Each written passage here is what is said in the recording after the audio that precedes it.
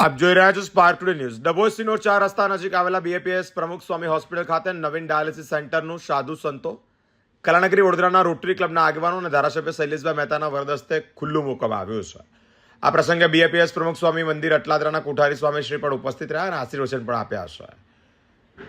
BAPS પ્રમુખ સ્વામી હોસ્પિટલમાં અનેક આરોગ્ય તબીબી સારવાર આસપાસના ગામોના નગરજનોને આપવામાં આવતી હોય આ સંસ્થામાં હવેથી ડાયાલિસિસને પણ સુવિધા પૂરી પાડવામાં આવશે। વડોદરા કલાનગરીના રોટરી ક્લબના સહયોગથી ડાયાલિસિસ સેન્ટરનું પણ આજે ધારાસભ્ય શૈલેષભાઈ મહેતાના હસ્તે લોકાર્પણ કરવામાં આવ્યું છે। અટલાદરા મંદિરના કોઠારી સ્વામી શ્રી ભાગ્ય સેતુ સ્વામીજી અન્ય સાધુ સંતોની ઉપસ્થિતિમાં ડાયાલિસિસ સેન્ટર ખુલ્લું મૂકવામાં આવ્યું છે। આ પ્રસંગે અનેક મહાનુભાવો ઉપસ્થિત રહ્યા છે।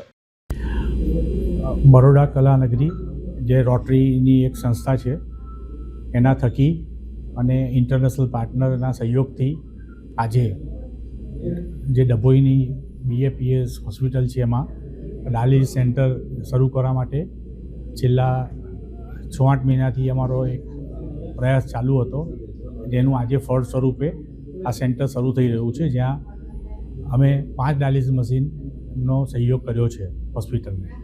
આજે કોઠારી સ્વામી, બીજા બધા સ્વામી અને ધારાસભ્ય શ્રી શૈલેષભાઈની ઉપસ્થિતિમાં આ 5 ડાયાલિસિસ મશીન અમે જ્યારે સમર્પણ કરી રહ્યા છે હોસ્પિટલને, ત્યારે રોટરી બરોડા કલાનગરી એના તમામ સભ્યો અને બધા જ આનંદ અને ગૌરવની લાગણી અનુભવીએ છીએ અને અમે પૂરતી કોશિશ કરીશું કે અમારું જે અભિયાન છે સમાજ માટે કોઈને કોઈ ઉમદા કાર્ય કરવાનું એ અમે આગળ કરતા રહીશું, વધારતા રહીશું એવી પ્રાર્થના સાથે વિરમું છું।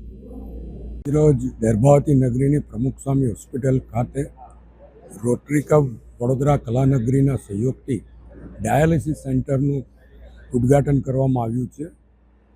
પ્રમુખ સ્વામીના આશીર્વાદ અને એમની પ્રેરણાથી આ હોસ્પિટલ ઊભી થઈથી 26 વર્ષ થઈ ગયા। ત્યારે આ ડાયાલિસિસ સેન્ટર અહીંયા જે કોઈ દર્દીઓ આવે એ લોકોનું સ્વાસ્થ્ય સારું થાય અને એમની જિંદગી સુખમય નીવડે એના માટે કાર્યરત થશે।